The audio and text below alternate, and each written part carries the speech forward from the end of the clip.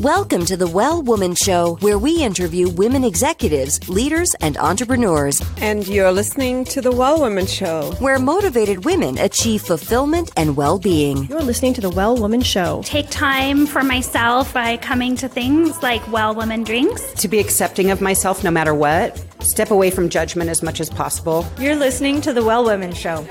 You're going to be in for a good ride. I don't regret anything. Everything I've ever done, I've learned from it, one way or another, good or bad. Being a little bit selfish for yourself, put your own oxygen mask on first and then give what's left. I'm a woman. I would prefer to tell my own story. My story, though it's very personal, is universal. You're listening to the Well Woman Show. And now your host, Giovanna Rossi. Hi, Giovanna Rossi here, and welcome to another episode of the Well Woman Show, where I interview women leaders, executives, and entrepreneurs about their lives and their road to becoming and being who they are today. Are you at the top of your game professionally but feeling burned out, or finding it hard to focus on your goals, or unfulfilled personally? Or are you in transition, simply juggling so many things you find it hard to take care of your own needs? Well, you're not alone. We all need to activate the 4 universal superpowers.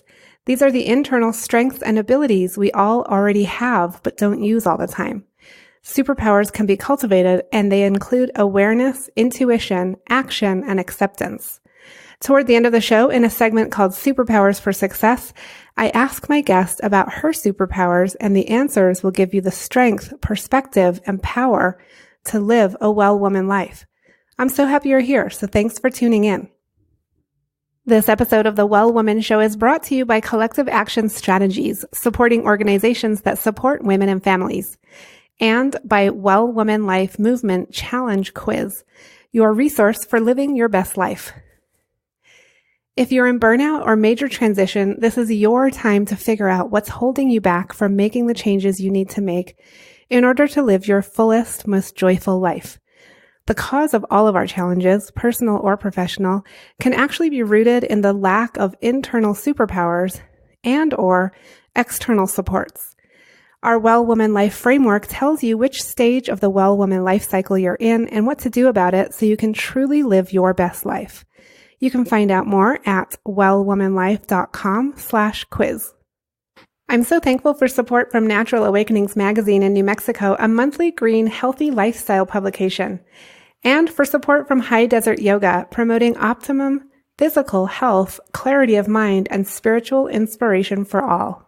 Today's topic is public service as an indicator of success, and hopefully by the end of the show, you'll learn about women running for office, advocacy, and public service as qualifications for legislating, women's representation in government, and women's candidacy and training resources. So if you've ever thought about running for office, or if you've heard about the recent wins in the primary elections around the country, and you're curious, this is a great episode to really start thinking about public service as a goal and as a successful milestone in your life. My guest today is Kristin Seale, a lifelong public servant who currently serves on the leadership team of a statewide energy nonprofit that's helped Pennsylvanians of every electric ratepayer class conserve energy and save money through energy efficiency. She has a long track record of protecting and supporting communities in public health, poverty law, and energy by advocating for and successfully moving bipartisan legislation in 2 state legislatures through community-led and coalition-based collaboration with elected decision makers. She is a founder of 2 successful nonprofit women's sports organizations, one local and one international in scope. Kristin earned a Bachelor of Public and Community Health at the University of New Mexico and a Master's of Public Administration. And in 2017, she won a historic number of votes to flip a seat never held by a Democrat in a Republican stronghold district. And she currently is running for state representative in the 168th House District in Pennsylvania. She is an awesome woman. She actually was a student of mine when I was teaching women's health policy at the University of New Mexico. And she is on a mission. And this is a great conversation to give you sort of the inside scoop into how a woman decides to run, what it's like to run, and what it can add to your life and your community. So what you'll learn on this episode is what it's really like to run for office, the unique challenges women face when running, and how to overcome them and win. You can find more information and links, as well as this week's giveaway at wellwomanlife.com/123show. You can also continue the conversation in the Well Woman Life community group at wellwomanlife.com/Facebook. And I don't know if you can hear the train in the background. I'm actually in New York City right now at a friend of mine's apartment, right by the Williamsburg Bridge on the Lower East Side. And I'm about to take the kids to their first Broadway show. So super exciting. I'm glad I was able to get this recording in, slip it in here. And it's really hot in New York right now, by the way. It's like in the high 90s, which is a major heat wave for New York City. So I hope you enjoy the show. Definitely save the date, September 9th and 10th, for our Well Woman Superpower Retreat on the 9th and the Women's Leadership Summit that we're co-presenting with the Business First newspaper in Albuquerque Business First. And visit wellwomanlife.com/events for more information about all these things. And now to my interview with Kristin Seale. I'm speaking with Kristin Seale today. Welcome to the program, Kristin. Thanks for having me, Giovanna. Oh, this is so fun because we actually go way back to, several years ago. I don't know, maybe close to 8 years ago. I don't know. When you were, when you were in college, at the University of New Mexico, I was teaching a course and you were in my class.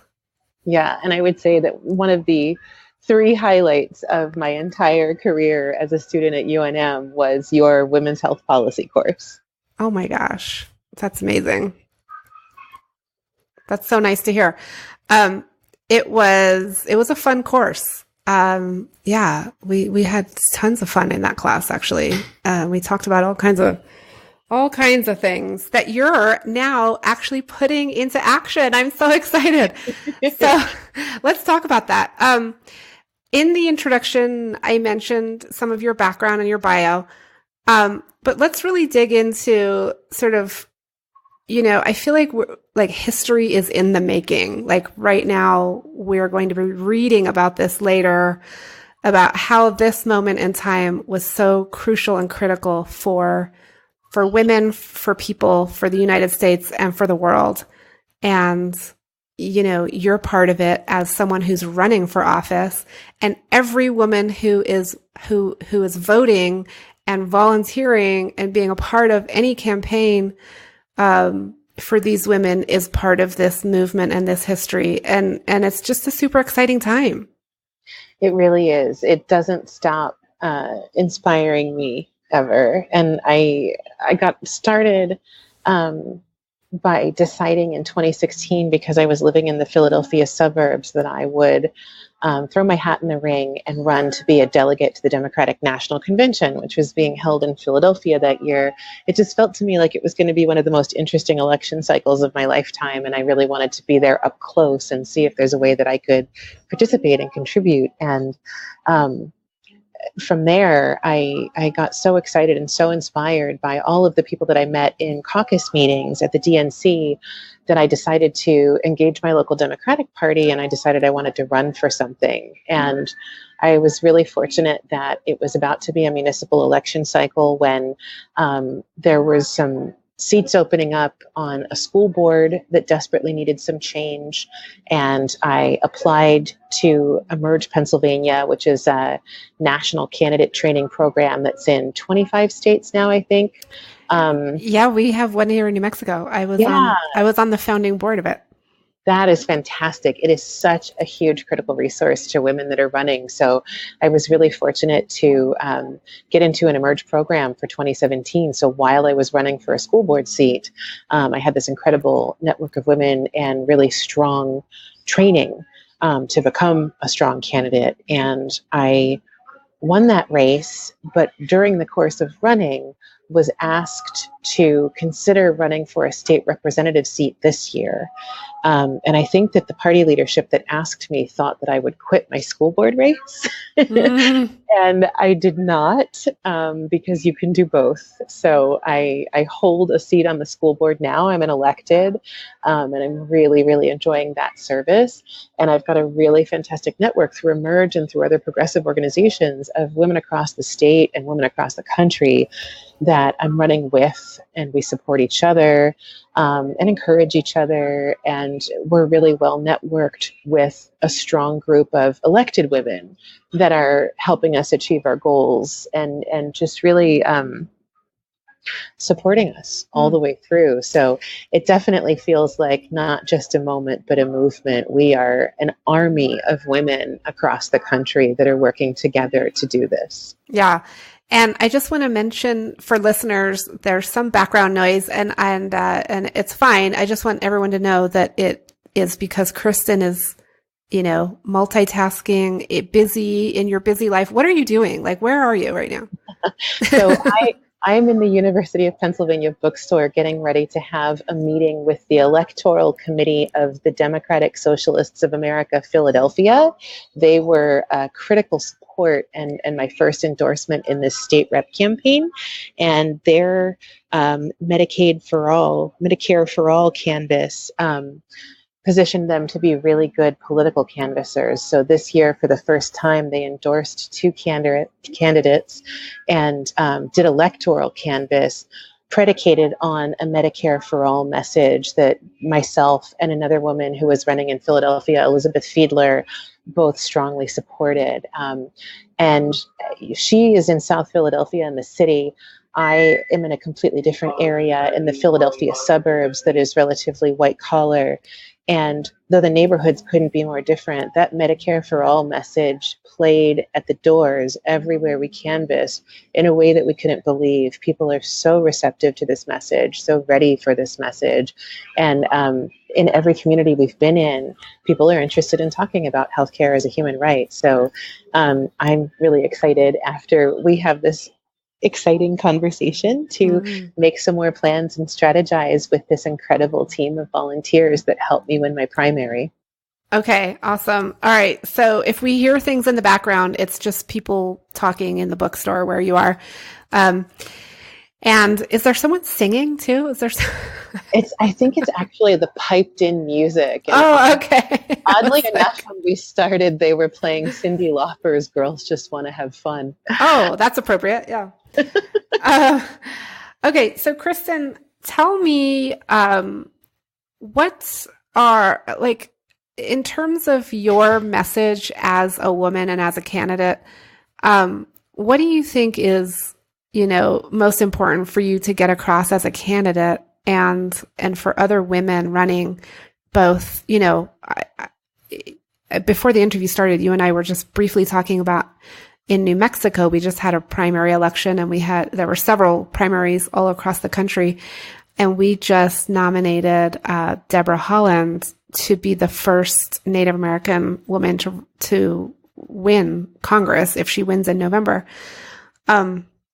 How important is that for this whole, this bigger picture and for your work and like the messaging around what we're talking about? Sure. So the strongest part of my message and what inspired me to run in the first place is that representation matters. And so what inspired me to run at the Democratic National Convention was sitting in LGBTQ caucus and Native caucus and being fortunate enough to be able to hear legendary civil rights activists and mentors speaking about their experiences. And the message was the same in every caucus and every event that I was able to attend where I was getting to hear my heroes speak, everyone was talking about what it was like to be the first person at the table, and then how hard they had to work to increase seats at the table for their community, and how much we were at risk of losing some of those seats, and that there just weren't even enough voices at the table yet. And so whether we're talking about people of color or queer people or women, we're talking about a moment where we are sorely underrepresented, no matter what part of identity politics you come from. And the folks that are in power, the very few people that represent us, are struggling against majorities in a lot of places in this country that makes it nearly impossible for them to legislate and serve their communities as a whole, much less people like them. And so I think a lot of the difficulties that many Americans are facing day to day have a lot to do with the lack of representation. I am currently running in a state where only 18% of elected officials in our state are elected women. And the legislative body that I hope to take a seat in next year, we have 19% elected women. We've never sent a woman to the U.S. Senate. We've never had a woman governor. There's a real problem here. In my district, we're 52% women. So we just passed several weeks ago in our state legislature one of the most restrictive abortion laws in the country. And that's what this means to me. When I don't love the old trope, if you're not at the table, you're on the menu. I think that we are under attack. And I feel like the most critical path thing we can do right now is make sure that we elect more people to every level of government that are not wealthy, middle-aged, and older white men. Mm. And now you're running, I saw in your information, you're running as the first openly LGBTQ candidate in your district. Is that correct? That's right. So when I win this seat, I will be the first woman to ever hold the seat, the first Democrat to ever hold the seat. I would also be the first out queer woman to ever be elected to this legislature. So right now we have one out gay elected official, one representative from Philadelphia, a man named Representative Brian Sims, who sits in the House in our state legislature in the General Assembly.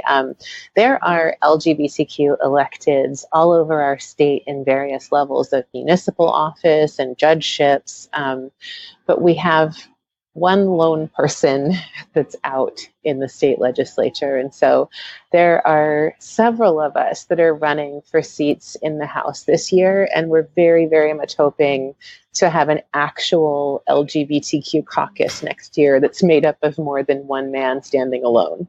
Oh my gosh, that would be amazing. Yeah.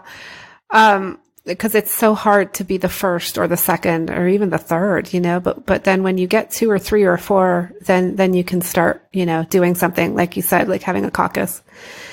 So I want to ask you, Kristin, about your experience running for the National Convention as a delegate. Sure. I know you were a Bernie Sanders supporter. That's right. And obviously that did not work out. But when it came to the general election, I don't know how active you were, in supporting the Democratic nominee, Hillary Clinton. I did. Okay. But let's just talk about her candidacy for a minute as a woman running at this historical time, in our country. Do you think that, I've been having a lot of conversations lately with different people who have varying opinions on like how it could have gone for her and whether she actually could have done anything differently, or if she just really had to do what she did and be kind of the first woman to go through that and then, get that out of the way. And now we can move on and maybe elect a woman to president. Where do you stand on all of that? So I would say that there wasn't someone that paved that path for Barack Obama. And Barack Obama didn't have, and with all due respect, because really that is like my favorite first family of all time, the most wonderful, wonderful first family ever. I miss them dearly. His resume was nowhere near as lengthy as hers. Let's be real. She was overqualified for the position, but I think it very much matters who it is and when it is. I am not sure that she was the right woman at the right time. And I think that a lot of really horrible gendered misogynist things happened to her along the way. I think that it definitely sheds some light on a lot of the work that there is to do culturally and politically in this country. But I am uncertain that she's paving a path for anyone. I think that sometimes there is a right person and a right moment. And given the current temperature of politics in the country, I remain unsure that there's a path for her forward in that office. Yeah, I mean, I don't think she's planning to run again. I would be very surprised about that. But I think, what we have to look toward is who will be the first woman to be president and when will that happen? And I think it could happen soon if it's the right woman at the right time. And I'm not being sort of vague or mysterious about that. I don't have any one particular person in mind. I think too that I'm a lot more interested in bottom-up party building, which I'm seeing firsthand as something that's been really effective in affecting change in people's lives on a local level. So I think that where we really need to be looking to right now is funneling as many women and people of color and LGBTQ candidates and folks of different ethnicities and backgrounds into the mouth of the pipeline at the municipal level, making sure that there's room for us at the bottom and that we're all lifting each other up into higher and higher positions in government. We cannot, as women or people of color or LGBTQ people or indigenous people, become leadership in political bodies or in government without us building a foundation at the bottom like the Republicans have done since the 1980s. And so I think I am at this point exhausted of folks speculating about, will it be Elizabeth Warren? Will it be Nina Turner? Will it be? Could it be Tammy Duckworth? Could it be, I think that we all really need to focus our attention on our own backyards and make sure that the next Barack Obama is being elected mayor in our town, and that, the next Tammy Duckworth or the next Nina Turner are getting elected to state legislature or even running for Congress. Deborah Haaland didn't come from nowhere. She was serving her state committee first. Yeah. And I think that you're seeing a beautiful progression in New Mexico of some really powerful women that are ready to serve their community and really represent some underrepresented voices at the tables of power, rising up through the ranks in New Mexico in a way that is just not happening other places. And I think that it has very much to do with the fact that there's less money in politics in your state. Yeah, I don't know. I mean, there's less money in politics in New Mexico, but relatively speaking, there's a lot of money in politics here. So while there's less than other states, there's still a lot for the amount of money that's being spent here. I feel sure of that. Yeah. Yeah.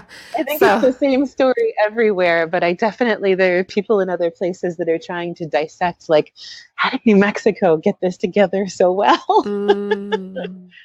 Yeah. Whereas my neighbor, New Jersey, if you look at the poll results from last night, there were almost no women running at any level of office in the New Jersey primary. And of those that were, I think only 2 made it through the primary. Yeah.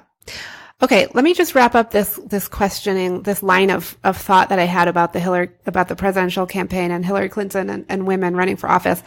I interviewed recently her, communications director on the campaign and who also served under President Obama and President Bill Clinton in a communications capacity. And she just wrote a book and stuff about her thoughts now about women in leadership. And one of the things she points out, which I think is not new in the feminist conversation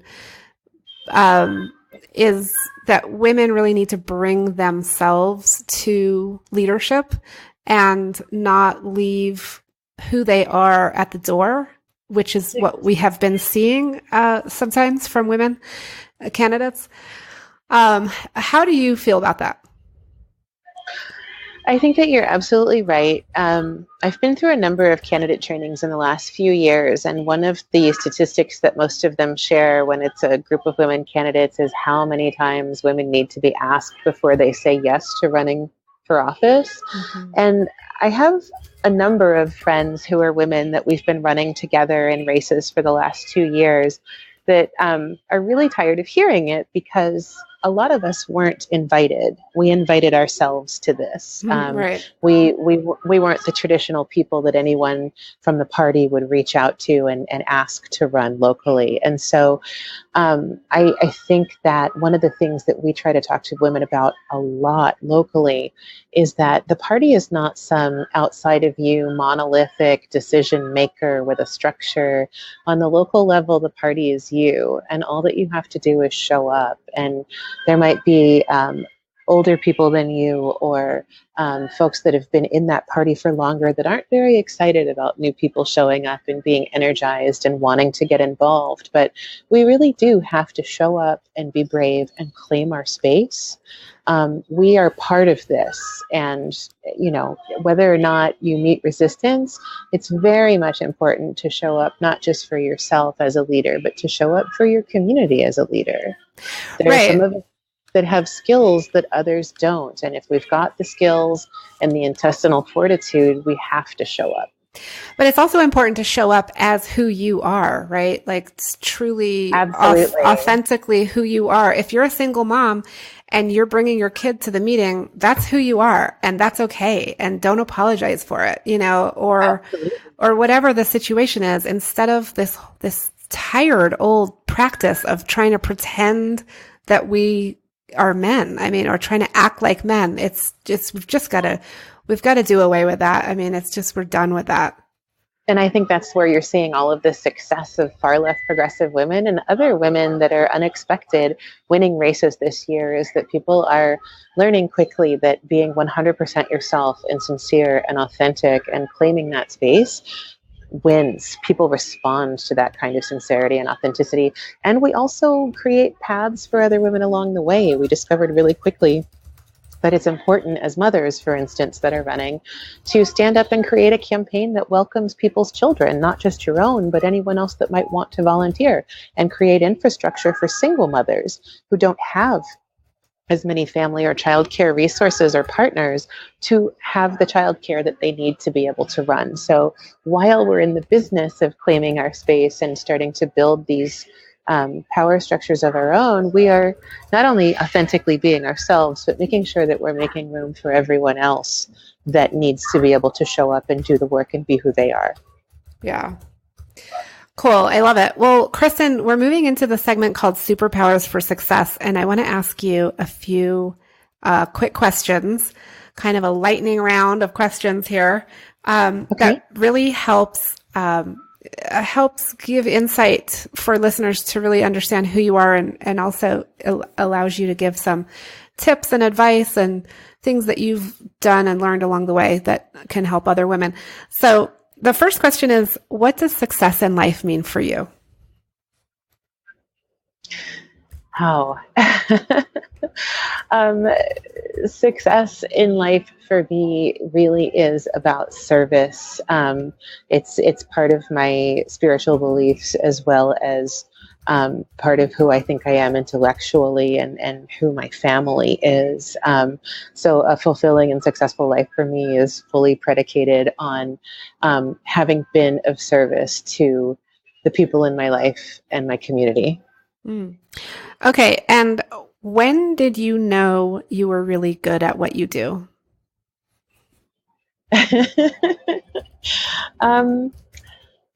I think it wasn't until last year when I began having to do a lot of public speaking events and came to realize that I had not just a skill at speaking to and reaching people, but a way of listening to people that really draws out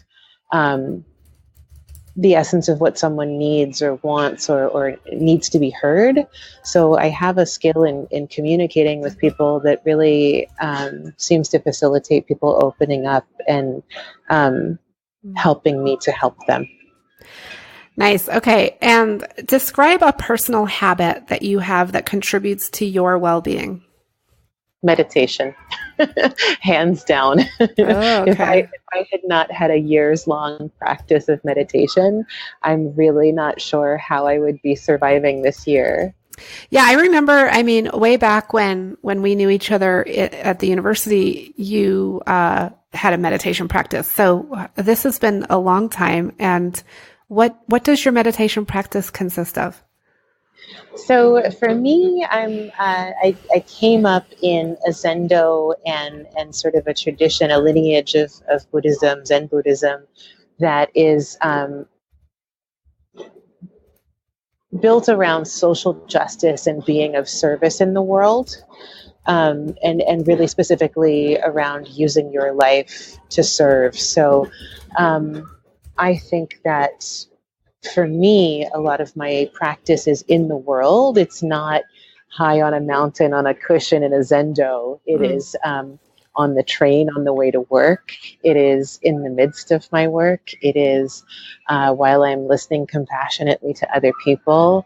It is sometimes off in a room in a noisy house, and sometimes in a restroom stall. Those are the places that I'm practicing. Yeah. Okay. And Kristin, what superpower did you discover you had only to realize it was there all the time? I think you mentioned it earlier, actually. Yeah, that is really hard. I think that I have a way of bringing people into an effort like this in a supported way that allows them to grow and expand. Yeah, sort of what you mentioned earlier about sort of your ability to inspire people by not only speaking to them, but listening to them. Yeah. And that exercise is a joy for me. It's a relationship where I think, both people that are engaged in that benefit. Mm-hmm. Okay. And what advice would you give your younger self, say 25, 30-year-old self? I would have encouraged her to finish her education sooner, although I would not have wanted that to cost me the opportunity of having you in my life as a mentor. That was transformative and changed my life. So I thank you for that. I would not have ever wanted to miss out on that. But my education is an asset that lifted my family out of poverty. And as I went back to school as an adult and completed my undergraduate and then subsequently went after a master's, all of that process really increased the ways that I was able to create a better life for my family and make sure that my daughters had the things that they needed and that we were providing for ourselves with a retirement. And in a way that I wasn't able to before that. So my younger self, I would encourage her to be serious about her education. Okay. And Kristin, do you identify as a feminist? I do. I am a staunch radical feminist. Okay. What does that mean to you? Just very briefly, like how do you define that? It means that much like your approach to health policy, I am viewing almost everything through the lens of what does this mean in my experience as a woman? What does this mean for other women? How can we support other women? Does this advance and encourage other women? And it means things like making sure that the paid opportunities in my campaign are for women and LGBTQ people and people of color, making sure that we are walking the talk and creating opportunity for other women while we are rising and building. So I think that I prefer the company of women and work really hard to lift up women in a way that's, to some people, radical, not really to me, but I think people think that that's radical. I love it when people try to insult you by saying that you're a radical feminist. Not you, but anybody. Yeah. That's a derogatory term. And actually, it sounds like you're embracing that term. Absolutely. I couldn't be happier than to be a radical feminist. I love to be in the company of other radical feminists. Okay. What is your greatest challenge right now as a leader? Taking care of myself, to the surprise of no one, getting enough sleep, prioritizing getting enough exercise, eating well. All of that is really, really compromised because I work full time while I am running this campaign and also serving in an elected position. So my time is really, really limited for anything that resembles self-care. And so it's very difficult for me right now to build the protection I need sometimes around adequate sleep or time to walk in the woods or enjoy myself. Right now, I'm giving a lot of myself to this effort. Yes. Well, that is a really good thing to notice and to know that that's your challenge, because that's obviously the first step to, doing something about it. Do you feel like you're adequately meeting that challenge? Or do you still feel like this could be something that's like really might be in the danger zone? It's a daily struggle. I wear a Fitbit to try to be really conscious of how much sleep I am and am not getting. And I'm a data nerd. I love data. So I want to, know qualitatively and quantitatively what is happening to my sleep. And that does help me to do things like, carve out a Saturday that I can sleep in late and try to catch up on some sleep, or, noticing is the canvas enough exercise, or do I need to get more exercise in a day? All sorts of things like that. So I am trying to at least create an awareness and to be honest with myself about what's happening. And sometimes I've got the ability to create the space for that self-care. And some days I just don't succeed. Yeah. It's a give and take, pull and I have developed a framework for looking at our lives and our challenges, and I would be so interested to know where you are in the well woman life cycle. I can kind of guess, but there are basically 4 stages, and if we don't take care of ourselves and really address those things that you just brought up, we can tend to go into burnout, which is one of the stages.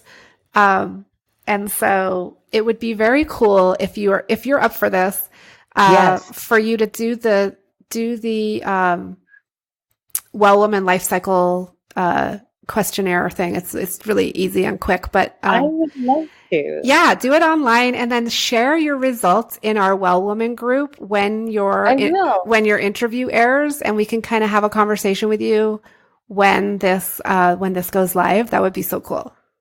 That would be amazing. I would love to engage the well woman community in that way. Thank you. Okay. Yeah. So we'll send you the link and you can do it, and then we'll pull you in at the right time. Okay. Last question real quick. What are you reading right now, Kristin? What's on your nightstand? Oh, you really don't want to know. It's literally, it's a lot of policy. Unfortunately, I'll tell you what, there are books that are neglected that I wish I was reading on my nightstand. So the one that I am only partway into that I wish I was reading is Sing Unburied Sing. I'm only 2 chapters in.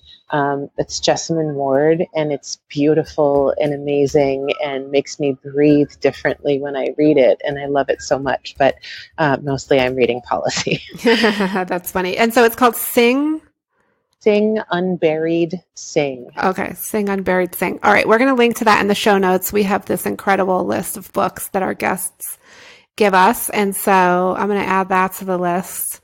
And it's so funny, when I was helping women run for office, way back in the day when I started in politics, I I want to say like 20 years ago, 25 years ago. The thing that women said more often than not was, I need to read more. I need to read more of the issues. I need to read more policy. I need to know more information. I need more facts. And these were like super smart women who, hands down knew more than any of their opponents already, but they were so wanting to make sure, because I think as women, we have to prove ourselves more and, more than men who are, it's taken for granted that they know what the issues are. And so that's interesting that you're reading a lot of policy. It's true.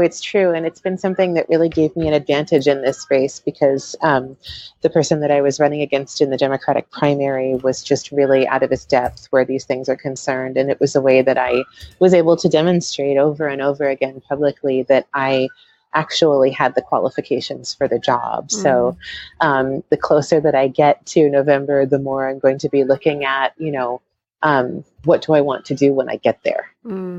Yeah.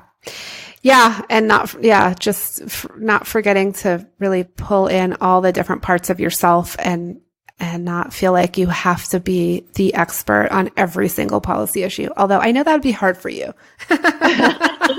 It's true. But I will look for more time for pleasure reading at least. Well, Kristin, it's been such fun talking to you today. Thank you so much for being on the show. Thank you so much for having me. Any time with you is precious, and I'm so happy we got a chance to talk. That's it for our show today. Remember, if you need support to live your Well Woman life, head over to wellwomanlife.com/Facebook to join us.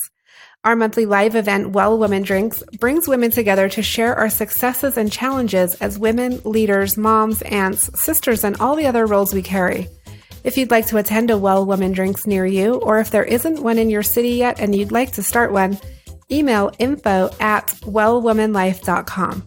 If you enjoyed the show, please take a moment and subscribe in iTunes and leave a review. This helps raise visibility, which is super helpful when it comes to producing the show every week. For feedback, comments, or just to let me know you were listening today, find me on Facebook, Twitter, and Instagram @WellWomanLife. I'm Giovanna Rossi for The Well Woman Show. Until next time, have a super powerful week.